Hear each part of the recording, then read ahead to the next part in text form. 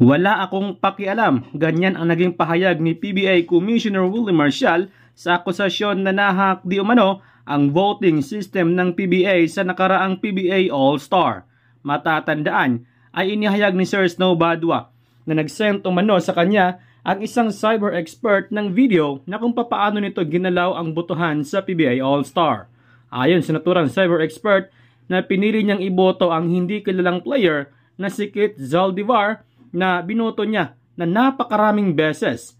Ayon kay Willie Marcial na ang importante ay naging masaya umano ang PBA All-Star.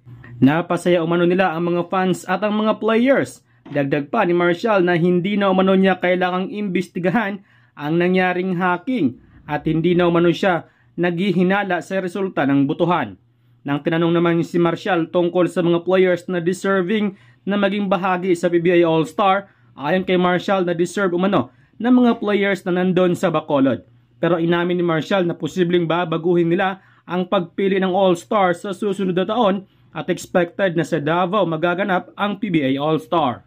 Samantala, itinanggi nga ni Pinoy Sakuragi Mark Pingris ang akusasyon na nag-cheat di umano ang dating PBA player.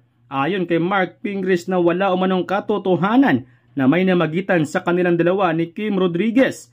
Nilinaw pa nito na nakasama lang niya si Kim sa isang event na naging muse sa isang basketball event. Nilinaw pa nito na walang problema sa kanilang pamilya ang issue at nagpasalamat naman si Pingris sa mga concern mula sa kanyang mga fans.